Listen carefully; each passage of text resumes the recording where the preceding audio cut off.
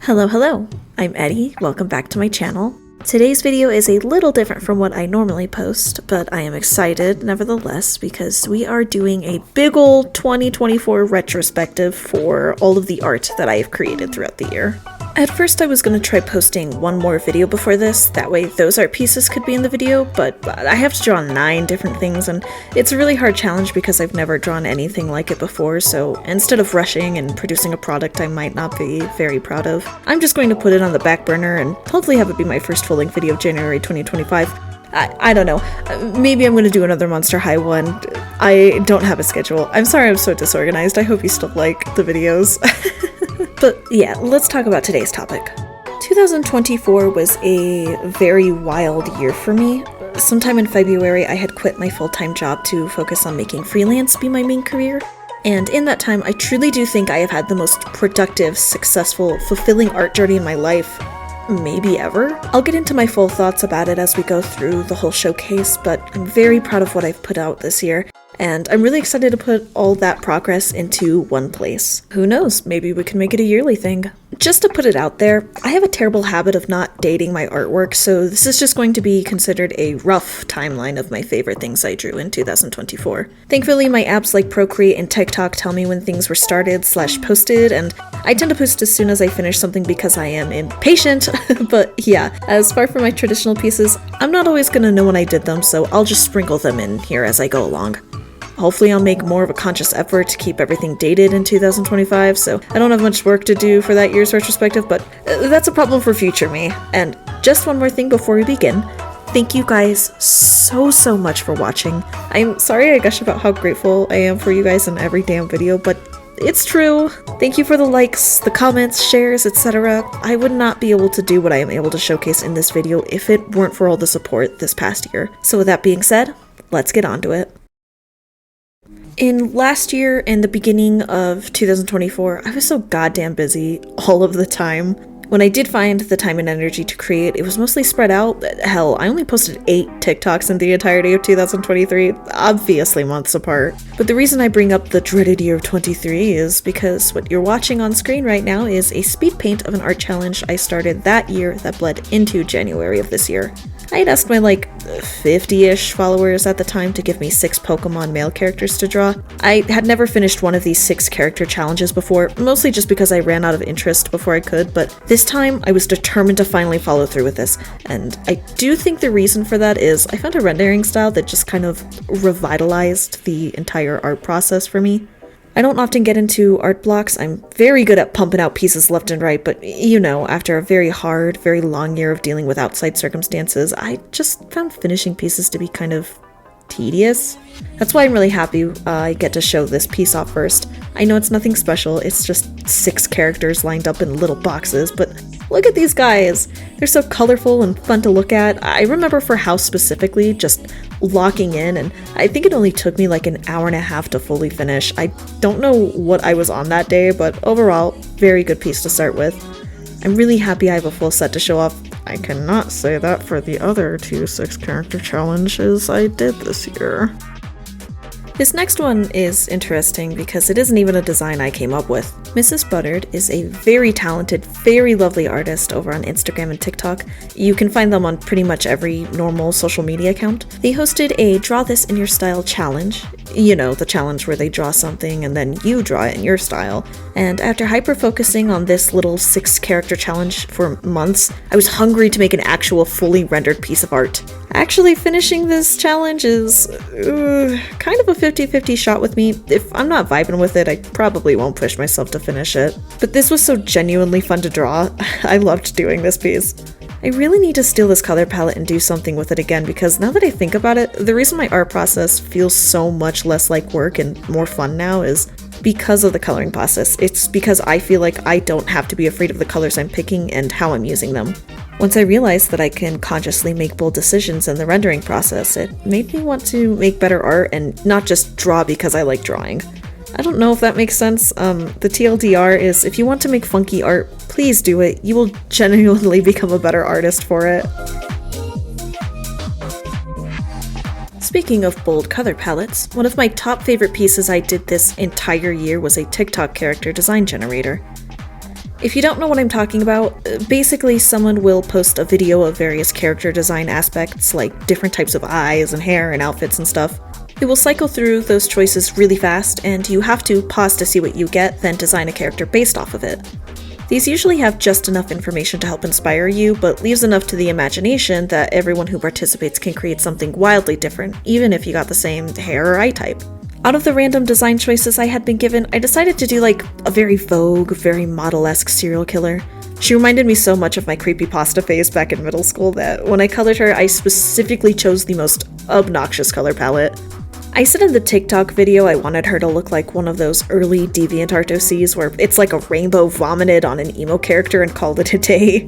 I asked my followers what I should name her, and someone on YouTube recommended Roxy, and I immediately fell in love with that, so meet my weird serial killer character, Roxy.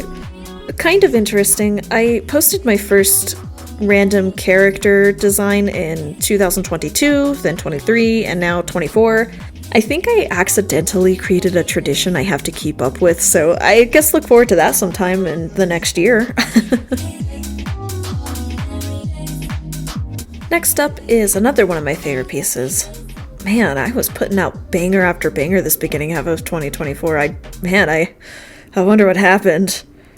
Anyways, I bought myself my very first iPad for my birthday in 2021, but because I was born a December baby, my shit didn't arrive until next year at the end of January, but who cares? I was a silly little novice in 2022.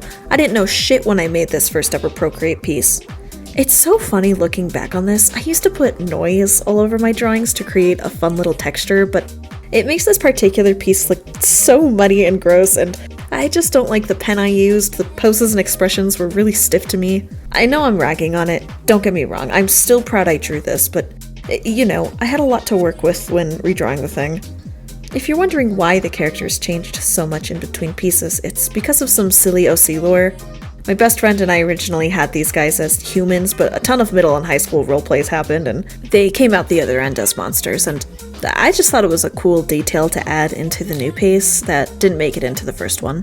And besides, the colors make the characters pop more, which I liked. Not to mention, I think the poses is more dynamic. I mean, just look at the hair. Yeah, I popped off with this one. I really adored this artwork. Maybe in another 4 years, when I've super improved again, I can redo it, but for now I'm really into this. So much, in fact, I've made it my profile picture on, like, all my socials. And you know, if you've seen my shorts, you definitely know who that goober is. It's cool that they finally made it into a full-length video. I love any excuse I can to talk about my characters. Well,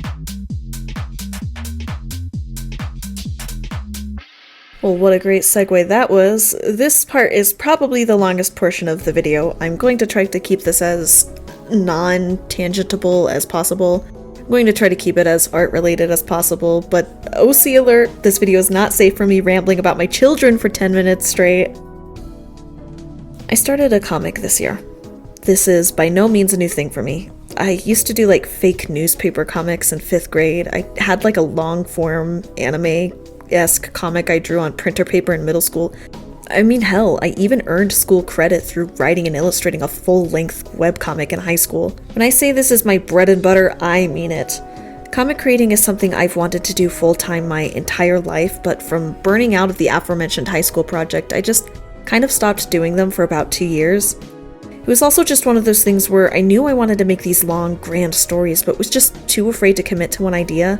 That's why I specifically chose to use my longtime OCs when coming back to creating comics.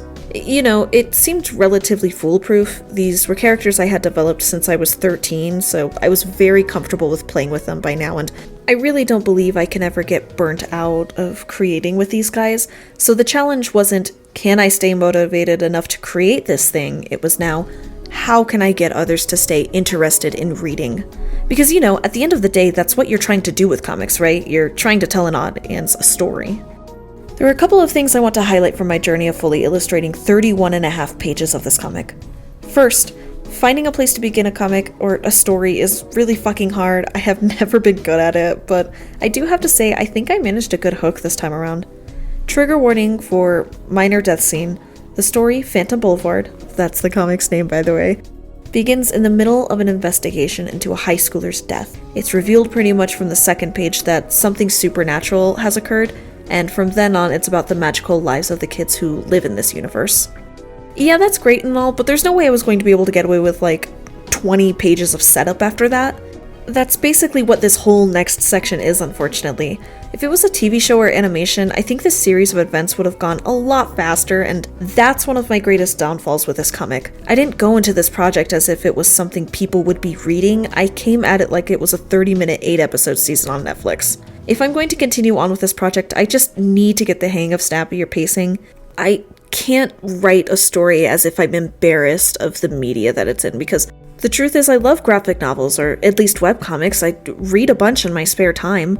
And, I know I have a really complicated plot and universe to deliver to my audience, but taking 10 pages to talk about a character's school enrollment and their subsequent feelings on the matter is boring, plain and simple. Maybe it could have been interesting if there were some comedic moments thrown in there, but for the most part it's played completely straight, and yeah, I have to trust that the audience can keep up with me if I'm going to continue the story. And continuing the story is genuinely something I hope to do. I'm just not sure if I am actually going to continue it through this specific format.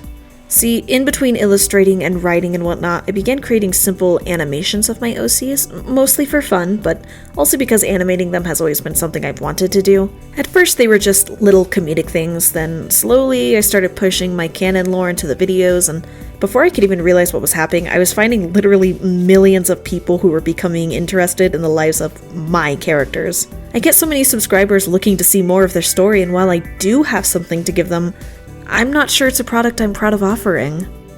I have spent the majority of this year dedicated to creating OC content, and for the most part, I'm really proud of what I've shared. I literally spent hours animating every short, mostly because I'm new and dumb at this, but that's besides the point. I have more inspiration and the drive to make more OC content for you guys, but at the moment, I'm unsure of what medium the main story should be under. In 2025, I really hope to figure it out because I think I've stumbled into something truly special, but for now, I'm going to focus on building this channel and its long-form content. And in the meantime, if you're still actually interested in reading what I have so far, all the pages are on my TikTok. I'm really proud of the art, the layout, etc. It's a big labor of love. I'm sure you can feel that as you're reading if you get nothing else from it.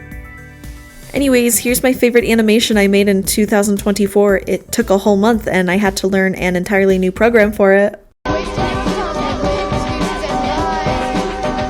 What's on your nasty old mind? Sitting alone. I hope we're still friends. Yeah, I hope you don't mind. Sitting alone. I hope we're still friends. Yeah, I hope you don't mind. Sitting alone. I hope we're still friends. Yeah, I hope you don't mind. Sitting alone. I hope we're still friends. Yeah, I hope you don't mind. Sitting alone. I hope we're still friends. Yeah, I hope you don't mind.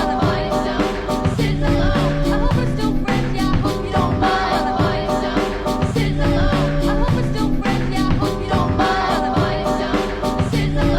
hope we're still friends. Yeah, I hope you don't mind. But yeah, in between all of the OC stuff, I was also making traditional art pieces as well.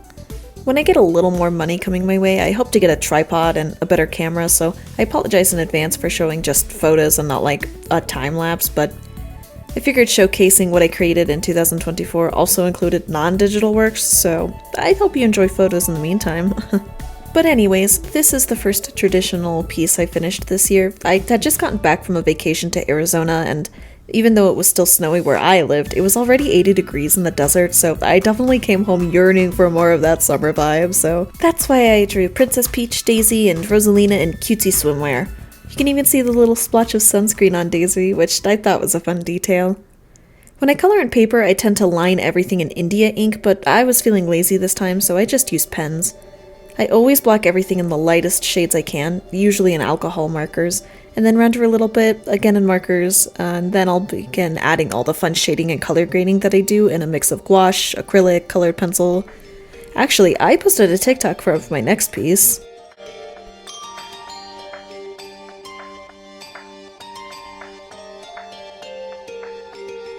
Yeah, I have such a heavy hand. I know as an artist I should control my movements a little more, teach myself to be more precise. But it's been a thing since I was a kid. I usually have to use my white paint to go over any erased pencil lines too. It's a mess. And also around this time was... Sorry, I can't believe I drew this in the year of our Lord 2024. If anyone knows what significance the date 413 has, then we probably share a room next to each other in the nursing home. I'll see you tonight for bingo. Yeah, I'm officially outing myself as an old Homestuck fan. This was the piece of media that introduced me to what fandom culture was. I'm so sorry. Admitting this out loud is so funny. I come from cringe. I have always been cringe, and I am happy to reclaim that and be completely unashamed, but Lord, why couldn't it have been Super Hulock or something? I didn't actually intend to do anything for Homestuck's anniversary, but I was doodling a little, and it got me in the mood to go back to one of my first OCs ever. I explain a little in the video that she's very much an insert OC, very Mary Sue, so when I say I took psychic damage the entire time drawing this, I do mean it. It's kind of why I didn't put much effort into lining and fully rendering. I just didn't want to spend much time reflecting on it. It's funny now though, looking back on it, I actually adore this piece. I can't stress enough over the importance of making art purely for fun. Like, I know this isn't even top 5 pieces I did all year. You could argue it's not good enough to be in an art portfolio and win. It's sloppy as hell, but I'm sorry, drawing my old Mary Sue was such a guilty pleasure. Don't be surprised if I go back to her and do a Homestuck video for the next 413. I would genuinely love to rewrite her a little, do an updated character sheet, I don't know. Moral of the story is, please make bad art. Please create OP characters and Mary Sues and self-inserts. They are so fun, and if it wasn't for me obsessing over this little freak for 4-ish years, I would not be this good of an artist today. Genuinely. Cringe makes you a better artist, and I'm being so fucking for real right now.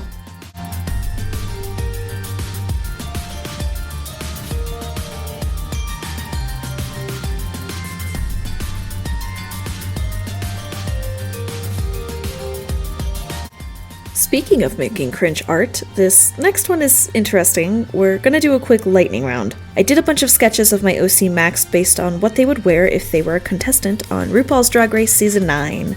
I never finished this, and it's not super interesting. I'm just putting it here because one day I would love to put my OCs through like a made-up season of Drag Race where I draw all my characters in drag and like my subscribers could vote for who gets eliminated each week until we have a winner or something. I don't know, it'd be a pretty large project, but I think it would be really fun and interactive, so there's that.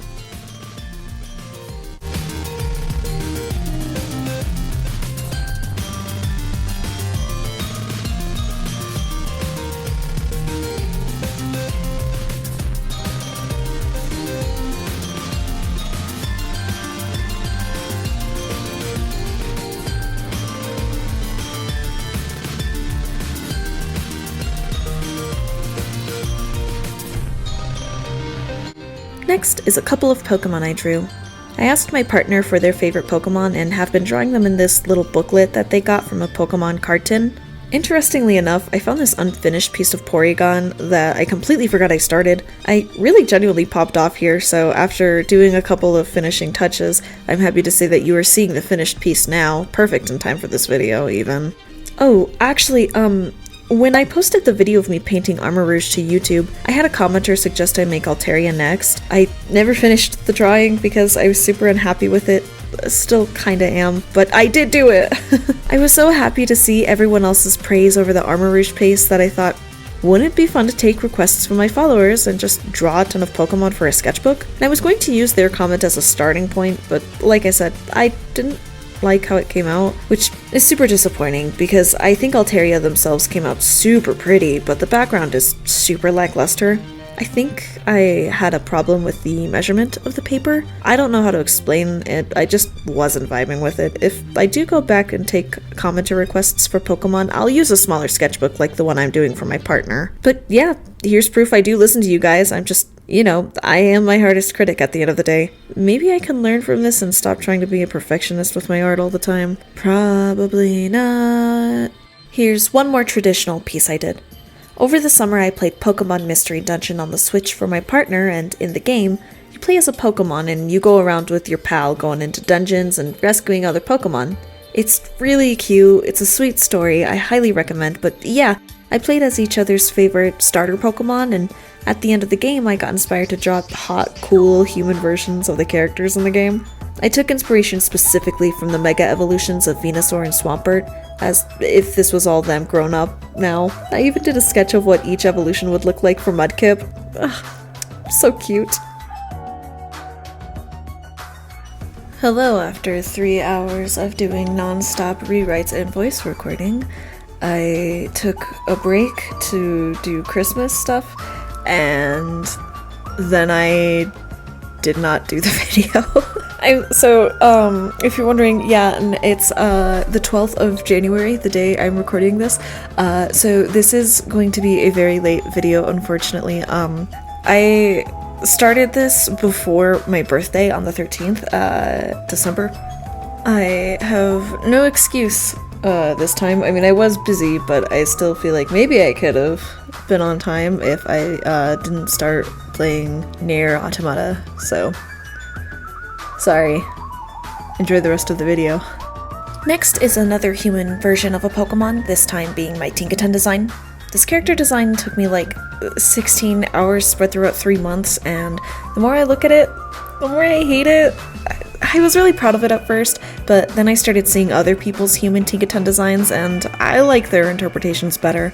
That and the rendering looks super off. I don't know why I struggled so much with her, but yeah, this is a piece I kind of think about begrudgingly and frustratingly. This really is just one of those examples where you get 2/3 of the way through a piece and decide you hate it, and you just decide to finish it because you're already here and you need to post something because you haven't posted on TikTok in like 2 weeks, so I don't know. I ended up putting it here in the video because when I posted it on my other social medias, other people seemed to really enjoy it, and I don't know, I have nothing philosophical to add to that. I just think it's interesting that a piece that I am really not proud of is maybe one of my most popular pieces, like, all around. That's weird. I don't like it. I hope you guys got some enjoyment out of it.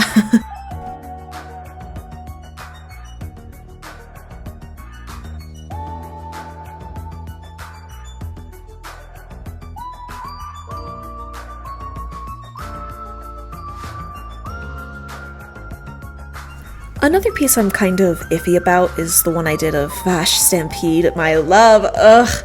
Don't ask me what I think about this man, it is not safe for work. I am feral about him. Which, you know, obviously I had to draw him, and I think it looks really good, but I'm not sure about the background. Maybe I can go back someday and redo it. I genuinely didn't have a single plan for the background when beginning this, though, so I'm not sure I'll ever be motivated enough to change it. Oh well. At least my boyfriend looks good in it. In between illustrating my comic, I was also doing a lot of gouache practice too. None of them were really successful, but I'm particularly proud of this one I did of Nemesis. I am also not normal about her. I should do more art of her. Anyways, play Hades 2 because it fucking rules. It's got great gameplay and everyone's hot. I don't have a lot to say about these last few pieces. Not because they aren't interesting, but I already talked about them in my previous YouTube videos. Yeah, this is about the time of the year where I finally begin posting long-form content over here. My first video was a speed paint and a commentary of my YouTube banner, which, it's an okay piece. I really just wanted to get something out for the sake of learning how to even make a YouTube video in the first place. If you're curious as to how that process went down, it's only a 9-minute video, so you can skim through that if you'd like, but yeah, YouTube career has officially begun. My next video was of my Monster High redesigns.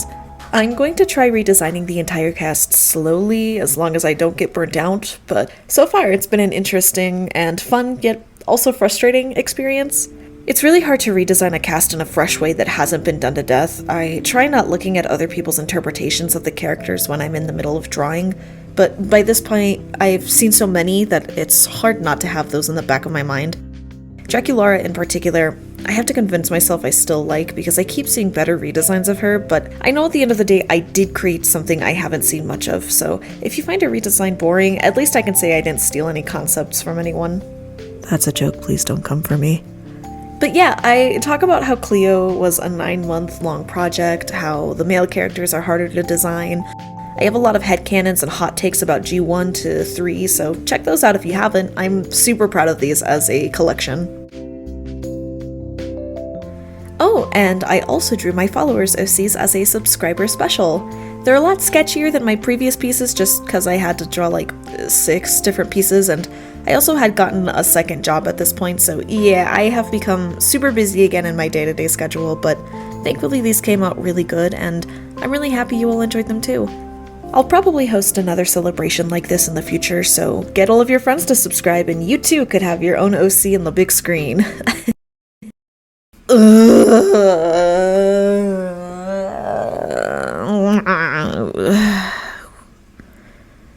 We have to talk about the Inktober thing.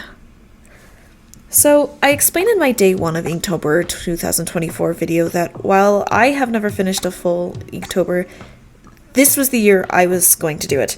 Even though Inktober is usually prepped in like 3 to 4 weeks in advance, and I had done nothing to prepare, and I was going to script, edit, and post every day for an entire month. Why did I think that was going to work?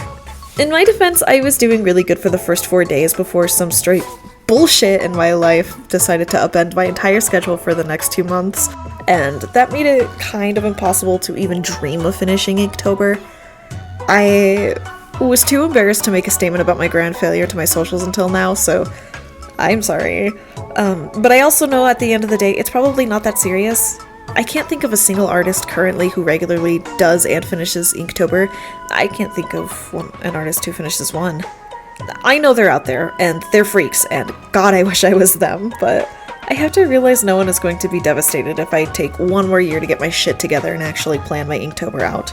That being said, I actually like everything I put out for those 3 days. Even the scrapped 4th one I'll probably have up on screen at some point. I was shocked at how fun it was to do. Yes, even the parts of the challenges I was scrambling to get done. I do think I'll try again for 2025, hopefully much more prepared than the last, but as I said earlier in the video, that's a problem for future me. I'm just happy I got this cool last piece from the project. Look at those goobers. I love my OCs so much. I wasn't sure if this section was even going to make it into the video because when I started writing this script, it was the beginning of December, but it's now January. Again, sorry. I am glad that this made it into the video though, so maybe it was a blessing in disguise that I'm able to talk about this, because I entered a contest. I watch a lot of Ron's stuff over at True Green 7. He is an artist who specializes in fake Pokemon designs. I watch a lot of YouTube while I'm drawing, and when I'm not consuming the 4-hour-long video essay about a topic I barely know about, I'm playing other art channels in the background to help keep me motivated. He's genuinely one of my favorites to put on. I watch almost every single upload as soon as it comes out. It's just really fun, engaging art. If for some reason you haven't watched him yet, I recommend the 4 artists design Pokemon videos. Those are specifically what inspired me to try designing my own fake Pokemon, so I know you will probably never see this, but thanks for that, Ron. Huge fan. Tangent over. Anyways, sometime in November he released a contest where he designed 2 fake Pokemon, and our job was to create evolutions for them for the chance to be featured in a video. We were allowed to design one evolution for both creatures. Unfortunately, because of scheduling conflicts, I didn't bother submitting for both. But here's the scrapped one. I actually like it. I just wasn't satisfied with it enough to submit, especially since he said there were over 600 submissions. Ugh. I honestly didn't think I had a very good chance at getting into the video. Because I have designed a couple of Pokemon before. I plan on making a video about that very soon. I am just extremely slow with creating them. I struggle. It's like drawing animals and things like that are definitely not in my wheelhouse. But that didn't mean I didn't want to give it my all, because again, this is a channel that inspired me to start making Pokemon, and even if like I didn't win, I didn't want that to discourage me from doing art. Because I think at the end of the day, that's what contests like this is for, especially from like YouTubers and other social media influencers when they do like the Draw This in Your Style challenge, or even when, you know, I did the Let Me Draw Your OC celebration. It's all about creating a community that likes making stuff. I don't know if that made any sense. I'm kind of rambling, and it's honestly because I am super excited to announce that I did make it into the video. I remember it was literally the day after my birthday. I had come home from work. I'm making myself lunch. I went to put on like music to listen to. I listen to a lot of like Nintendo playlists when I'm in the middle of doing my chores, and I see the video upload. I ended up like screaming. I called my partner over. We ended up eating lunch that day and like sitting and watching the video. And just like the whole time, like I felt so numb just waiting the entire video to see if my fish was worthy of being in the video. I ended up making it into the top 50. It's really cool because he said that it was very pretty. Imagine your Pokemon being so pretty that it gets picked out of 600 submissions. I've never felt more validated as an artist. I would have to say that this was definitely a highlight of the year and kind of helped motivate me even more to post the making my own Pokemon video. So let's pray that that gets out sometime soon in the next 2 months or so. Overall, I think I had a very successful year. Obviously, what I showcased today wasn't everything I did. There's a lot of sketches I didn't talk about. Maybe I'll find some of them and have them on screen now, but yeah, this year I did the most art I have in my adult year so far, so that's fun. I will say I don't think anything drastic happened to my art style or anything. As I was compiling these pieces together, I realized there wasn't enough variety in what I've been putting out. One thing I really hope to achieve next year is to push myself to step further out of my comfort zone and learn a couple of new things. For example, the layout of my Inktober's, I think have a lot more going for them visually than just person standing in basic background. But in general, I'm not at all unhappy with what I have accomplished, and the fact that I even bothered to create it all is enough for me. Not to be a downer, but we're currently living in a time where the lives of artists are becoming more and more difficult to sustain. Big tech companies keep unethically sourcing AI art, huge quotation marks, to make a quick, cheap buck, and studios are constantly working to put their animators out of work. I've heard a lot of artists online become discouraged to create because they know society as a whole would rather consume content than engage with art. My response to that, and really my plea to artists just learning or starting out, do not let these grifters win. Even if it's bad, quote unquote, even if you're not always satisfied with the outcome, even if only 2 people only liked your posts, the fact that you took the time to engage in a hobby and express your creativity is so much more meaningful than any bit of slop the AI bros spit out. Yes, even if it's just fan art of a hot character you thirst over, or a dumb TikTok you made in half an hour because you thought it was funny, just pick up a pencil or even a crayon for fuck's sake.